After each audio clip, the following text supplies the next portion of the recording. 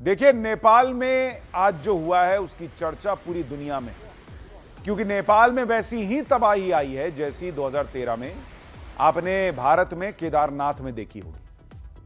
अंतर बस इतना है कि केदारनाथ में जो तबाही आई थी वो लगातार भारी बारिश और उस बारिश की वजह से ऊपर झील के फट जाने से सैलाब आया था, लेकिन नेपाल में बिना बारिश के भीषण सैलाब आ गया। इसी वजह से सब हैरान हो रहे हैं कि आखिर ऐसा हुआ क्या बॉस, की ऐसी भारी बारिश भी नहीं हुई, फिर भी इतना भयंकर सैलाब आ गया। आज आपको इस पूरे घटनाक्रम के बारे में बताऊंगा कि नेपाल से जो तस्वीरें आई हैं वो क्या बता रही हैं, वो क्यों डराने वाली तस्वीरें हैं। लोगों में चीख पुकार मच गई, पुल, सड़क, पहाड़, जिसको देखिए सब बह गया भाई। कितने लोगों की जान चली गई इसका कोई अंदाजा अभी तक नहीं लग पा रहा। 100 के करीब तो लाशें अभी निकाली जा चुकी हैं। हजारों लोग लापता बताए जा रहे हैं, सैकड़ों तो विदेशी नागरिक हैं जो लापता हैं।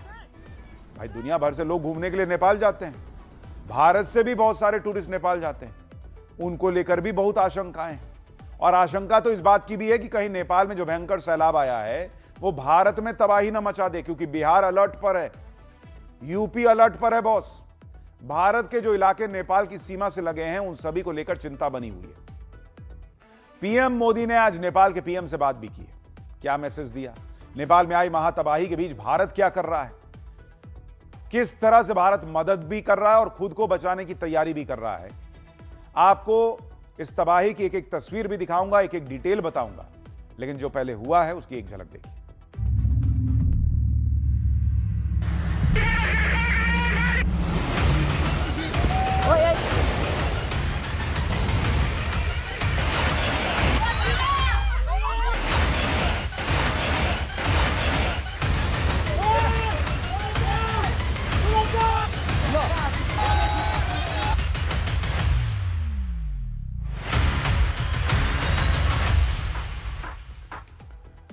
देखिए, नेपाल का इस वक्त बहुत बुरा हाल हो रखा है। गांव के गांव सैलाब में बह गए, हजारों लोगों का कुछ अता पता नहीं, और विनाश की ऐसी तस्वीरें आई जो आपने कभी शायद ही देखी। आपको पहले एक एक तस्वीर दिखाता हूं, फिर इस विनाश की वजह बताता हूं। आप पहले यह देखिए कि जहां फ्लैश फ्लड की एंट्री हुई, फ्लैश फ्लड की, वहां कैसे हाहाकार मच गया। देखते ही देखते घर, मकान, दुकान, सब, सड़क, पुल सब बह गए भाई। ऐसे सैलाब के सामने कुछ नहीं टिक सका। जरा एक बार तस्वीरें देखिए आप। यार बजारे गयो यार, यहाँ नबसौँ ल, अलि टाढा बसौँ, टाढा यो पुरै यो घरहरू जम्मै गयो ल।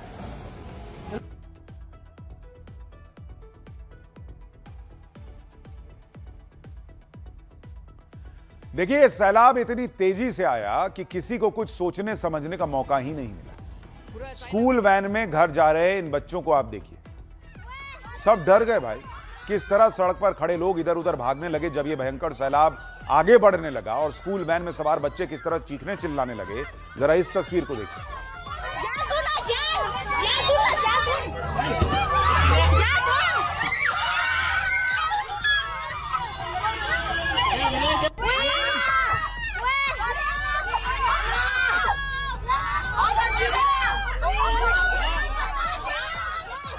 नेपाल में यह सैलाब तिब्बत से आया था। आपको नेपाल तिब्बत बॉर्डर की तस्वीर भी दिखाता हूं। चीन के हिस्से में इमिग्रेशन ऑफिस के पास जबरदस्त तबाही मची। आप ये सीसीटीवी फुटेज देखिए बॉस, ऐसा लग रहा है जैसे फिल्म का कोई सीन हो, लेकिन ये रियल फुटेज है। पूरा सैलाब देखिए कैसे भयंकर तरीके से आया है। सीसीटीवी फुटेज में दिख रहा है कि कैसे ये लोग जान बचाकर भागने की कोशिश कर रहे थे। न जाने कितने लोग इसके बाद लापता हो गए। भाई आप देख रहे हैं, पानी देख रहे हैं कैसे आया है। अनगिनत गाड़ियां इस सैलाब में समा गई हैं। 200 से ज्यादा ट्रक इस इलाके में बह गए। यार्ड में जो बसेस खड़ी थी उनका क्या हाल हुआ आप इन तस्वीरों में देख लीजिए। एक लाइन से बसेस खड़ी हैं, आप देख रहे हैं, और लोग भाग रहे हैं। जान बचाने के लिए लोग पूरी ताकत लगाए हुए थे कि कितना तेजी से भागें कि इस पानी के सैलाब से बच सके, क्योंकि सैलाब जो है वो इतना तेज से आया। देख रहे हैं, बस नहीं रुक पा रही है, आदमी बचता, सब तोड़ते हुए भाग के ले गया। जो लोग बेचारे भाग रहे थे वो भी आगे जाके इसकी चपेट में आ गए। कितना आगे गए होंगे, बेचारे भाग तो रहे हैं। लेकिन आप फुल फ्रेम एक बार विजुअल देखिए, आप देखिए किस तरीके से बसेस, लोग नीचे इधर दाहिनी तरफ भाग रहे हैं, इधर से पानी का आना शुरू हो रहा है, और उसके बाद देखिए कैसे बसेस हिलनी शुरू हुई क्योंकि वहां पर पानी आया, और उसके बाद वो पूरा जो है आप देखिए कैसे बहा के ले गया। तो आगे जो लोग होंगे वो बचे होंगे, चांसेस ही नहीं लग रहा है। जिन रास्तों से यह सैलाब गुजर रहा था वहां सिर्फ तबाही ही दिख रही थी। बाढ़ का पानी जब डैम के पास पहुंचा तो वहां अलग अफरा तफरी मच गई। निचले हिस्से में मजदूर काम कर रहे थे, बड़ी बड़ी जेसीबी मशीनें लगी हुई थी, उनको थोड़ी पता था कि आज बाढ़ आएगी। ऊपर मौजूद लोगों ने जब सामने से सैलाब आते देखा तो चिल्लाने लगे कि भाई बचो, पानी आ रहा है। उनकी आवाज सुनकर मजदूर ऊपर की तरफ भागने लगे, लेकिन अगले ही पल पानी में सब कुछ बह गया। जेसीबी मशीन, गाड़ी सब पानी के साथ बह गए। देखिए वहां कैसे हाहाकार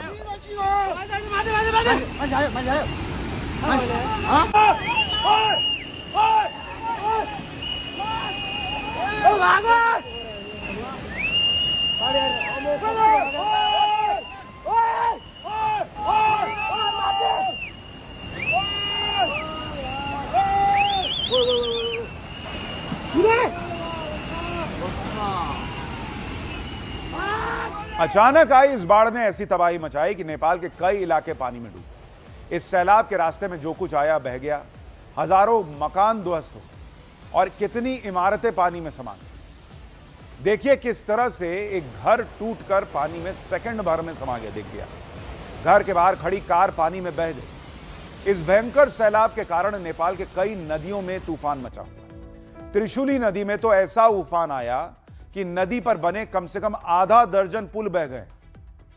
किसी को यह सैलाब कुछ समझ ही नहीं रहा था। आप देखिए पुल को कैसे बहा के तोड़ के ले गया। चितवन के कुरीनेतार में बना यह पुल भी पानी में बह गया। आप एक और तस्वीर देखिए किस तरह पुल पानी में तैर रहा है। ये देख रहे हैं, ये पुल को लेके चला गया पानी। भाई सैलाब के साथ पुल का हिस्सा बहता चला जा रहा है। किसी ने सोचा ही नहीं था कि ऐसी तबाही आ जाएगी। त्रिशूली नदी और इसके आसपास के इलाकों में भारी तबाही देखने को मिली। त्रिशूली नदी के किनारे बने एग्रीकल्चर डेवलपमेंट बैंक जो है था वो पूरा तबाह हो गया। ऑफिस तो पूरी तरह बाढ़ में नष्ट हो गया, सब कुछ ध्वस्त हो गया। उधर धाडिंग के मलेखू में बना पुल भी पानी में बह गया। ये देखिए मालेखू वाले पुल को धाडिंग बेसी इलाके का लाइफलाइन कहा जाता है, लेकिन दूसरे पुल का जो बड़ा हिस्सा पानी में तैरता हुआ आ रहा था उसने इस पुल को भी तोड़ दिया। यह पुल बीच से दो हिस्सों में फट गया और पानी में बह गया। चितवन और पोखरा की तरफ जाने वाला रास्ता भी पूरी तरह से बर्बाद हो गया। देखिए जरा ये तस्वीर।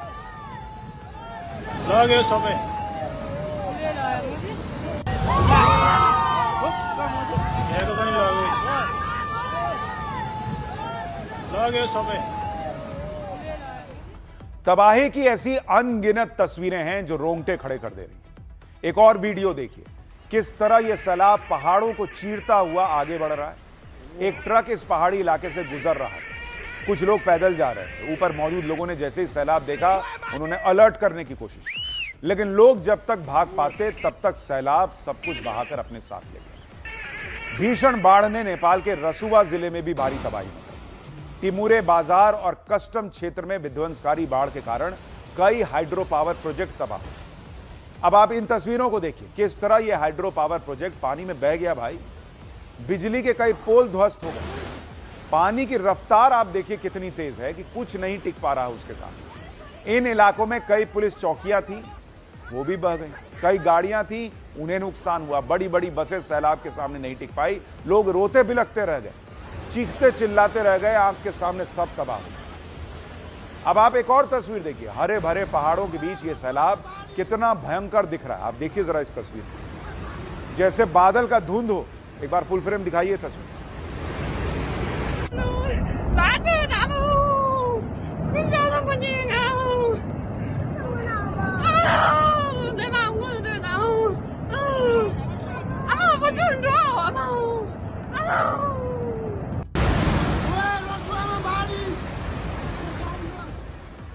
लेकिन अगले ही पल इतना मलबा बहकर आया कि पल भर में इसका रंग बदलने लगा।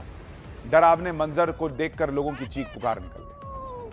रसुवा जिले की एक तस्वीर देखिए। तिमुरे के प्रभावित इलाकों से ये डरावनी तस्वीरें आई हैं। ऊंचाई से देखने पर यह सैलाब कितना भयंकर दिख रहा है। आप देखिए इसकी रफ्तार इतनी तेज थी कि लोगों को भागने का मौका नहीं मिला। महिलाएं, बच्चे भागने की कोशिश तो करते हैं, लेकिन जो लोग चोटी के किनारे पर मौजूद थे वो किसी तरह सुरक्षित जगह पर पहुंच गए। इस सैलाब ने नेपाल में जो तबाही मचाई है वो दिल दहला देने वाली है। 4000 से ज्यादा लोग अभी भी लापता बताए जा रहे हैं।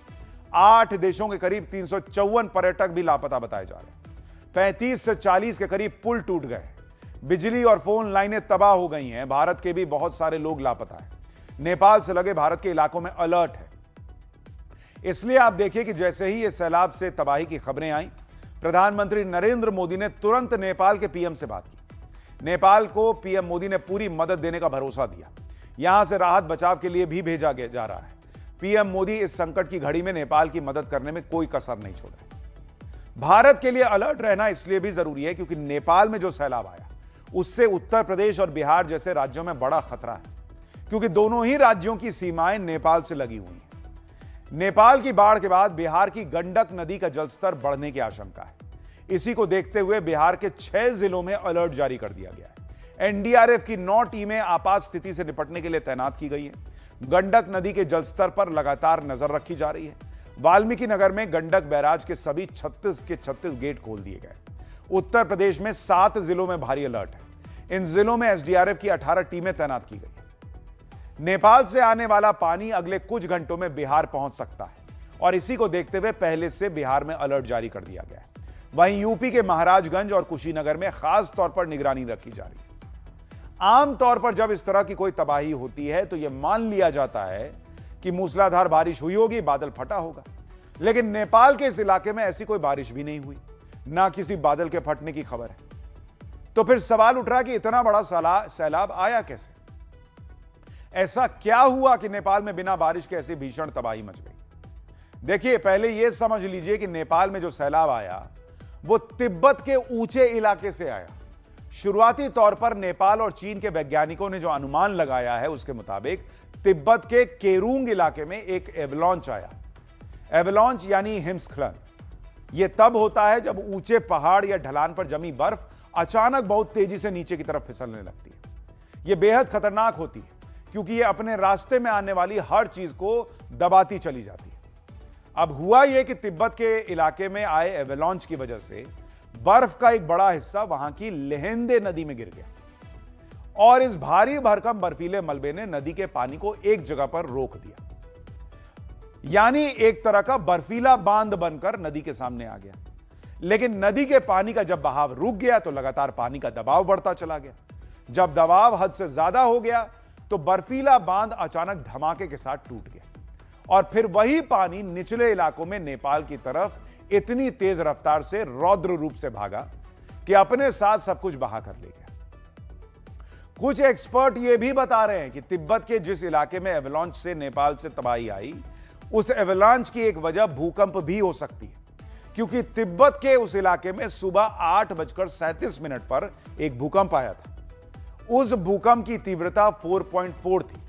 सुबह 8:37 पर भूकंप आया और सुबह 9 बजे सैलाब आया। इसलिए भूकंप का कनेक्शन इस तबाही से जोड़ा जा रहा है। कई एक्सपर्ट मान रहे हैं कि इस भूकंप के झटकों की वजह से अधिक ऊंचाई वाला जो इलाका था वहां बर्फीला हिस्सा जो कमजोर था वो दरक गया, सीधे नदी के मुहाने पर आकर गिरा और फिर पूरी तबाही जो है वो ट्रिगर कर गई। नेपाल में जो हुआ है उसको आपको एक एआई वीडियो के जरिए भी समझाता हूं, आपको पूरी पिक्चर क्लियर हो जाएगी। ये एक रिप्रेजेंटेटिव वीडियो है कि नेपाल में बाढ़ किस तरह से आई हो। यह हमने आपको बताने के लिए बनाया है कि तिब्बत में लेहेंदे नदी के पास एवलांच आया, जिससे बर्फ का ढेर सारा मलबा जो है वो नदी में गिर गया। ये देखिए, इससे लेहेंदे नदी का बहाव रुक गया और उसमें पानी जमा होने लगा। फिर पानी के तेज बहाव की वजह से बर्फ का मलबा धमाके के साथ हटा होगा और तेज रफ्तार से नेपाल की भोटे कोशी नदी की तरफ चला गया। नेपाल में फ्लैश फ्लड की तबाही ने कैसे निशान छोड़े हैं आपको वो भी दिखाता हूं। हर तरफ मलबा और कीचड़ इसमें दिखता है इन तस्वीरों में। लेकिन कहा जा रहा है कि खतरा अभी टला नहीं है। तबाही एक बार आई है, दूसरी बार भी आ सकती है, क्योंकि जिस लेहेंदे नदी में एवलांच आया था वहां एक ब्लॉकेड और बना हुआ है। यह ब्लॉकेड लेहेंदे नदी के ऊपरी हिस्से में बना हुआ है। ब्लॉकेड की वजह से वहां पानी फिर से जमा हो सकता है। जब पानी का प्रेशर बढ़ जाएगा तो यह ब्लॉकेड भी टूटेगा, जिससे नेपाल में फिर से भयंकर बाढ़ आ सकती है, ऐसा कहा जा रहा है। इसी वजह से नेपाल में प्रशासन ने नदी के किनारे रहने वाले लोगों को अलर्ट कर दिया है कि भाई सेफ नहीं है। लोगों को सलाह दी जा रही है कि वो निचले हिस्सों को छोड़कर सेफ लोकेशन पर चले जाएं। नेपाल में जो तबाही मची वो तिब्बत से आई। वहां पर भूकंप आया था, एवलांच फटा था। यह कुदरत का कहर है।